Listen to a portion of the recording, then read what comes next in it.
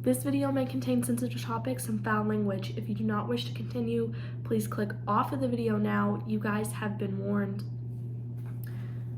Chapter 19. Nate. Monday, October 15th, 4:30 p.m. My mother's upstairs trying to have a conversation with my father. Good luck with that.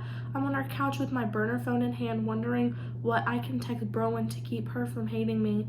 Not sure. Sorry I lied about my mom being dead. It's going to cut it. It's not like I wanted her dead, but I thought she probably was or would be soon, and it was easier than saying or thinking the truth. She's a coke addict who ran off to some commune in Oregon and hasn't talked to me since. So when people started asking where my mother was, I lied.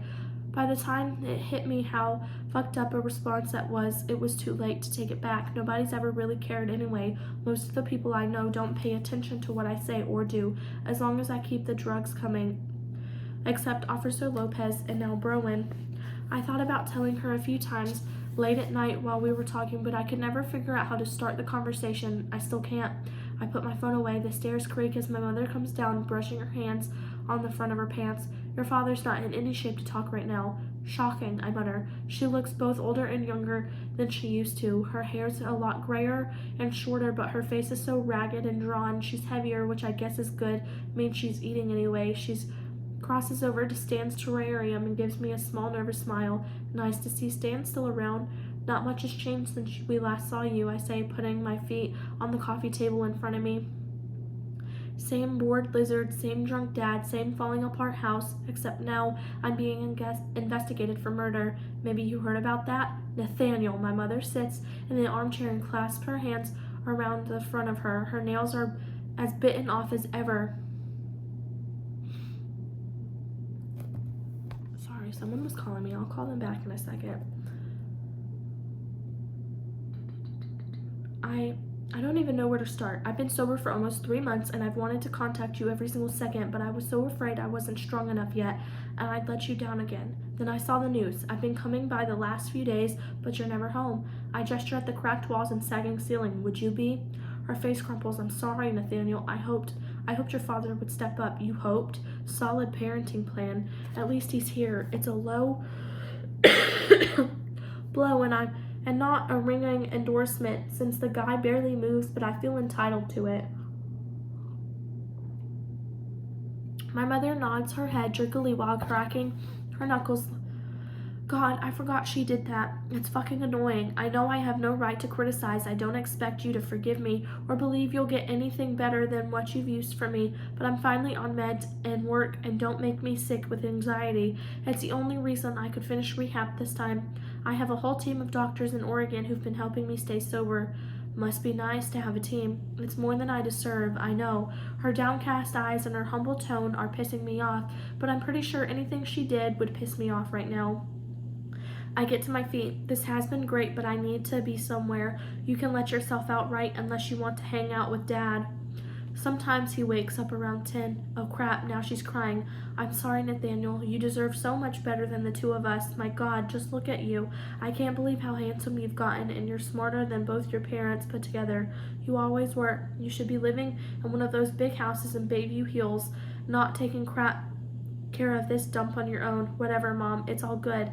Nice to see you. Send me a postcard from Oregon sometime.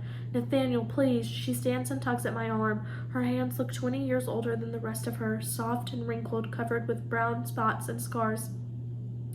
I want to do something to help you. Anything. I'm staying in a Motel 6 on Bay Road. Could I take you out to dinner tomorrow once we've had some time to process this?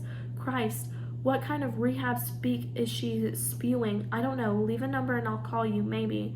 Okay, she's nodding like a puppet again, and I'm not going to lose it if I don't get away from her soon. Nathaniel, was that Browen Rojes I saw earlier? Yeah, I say, and she smiles. Why?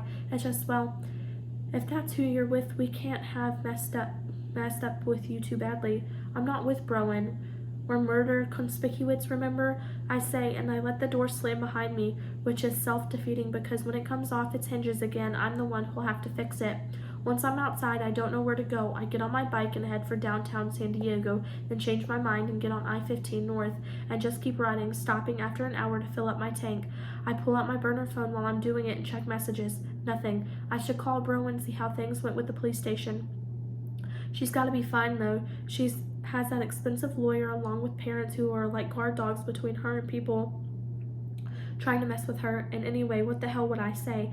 I put my phone away. I ride for almost 3 hours until I hit wide desert roads dotted with scrubby bushes. Even though it's getting late, it's hotter here near the Mojave Desert, and I stop to take off my jacket as I cruise closer to Joshua Tree. The only vacation I ever went on with my parents was a camping trip here when I was 9 years old. I spent the whole time waiting for something bad to happen, for our ancient car to break down, for my mother to start screaming or crying, for my dad to go still and silent like he always did when we got too much for him to take.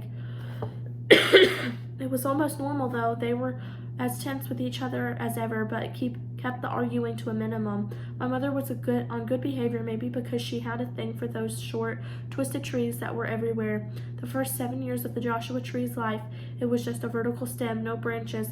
She told me while we were hiking, it takes years before it blooms, and every branching stem stops growing after it blossoms. So you've got this complex system of dead areas and new growth. I used to think about that sometimes when I wondered what parts of her might still be alive. It's past midnight by the time I get back to Bayview. I thought about getting on I-15 and riding through the night as far as I could until I dropped from exhaustion.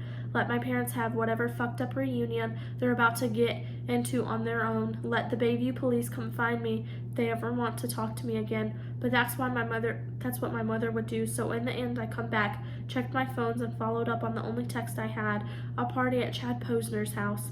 When I get there, Posner's nowhere to be found. I end up in his kitchen nursing a beer and listening to two girls go on and on about a TV show I've never seen. It's boring and doesn't take my mind off of my mother's sudden reappearance or Browen's police summons.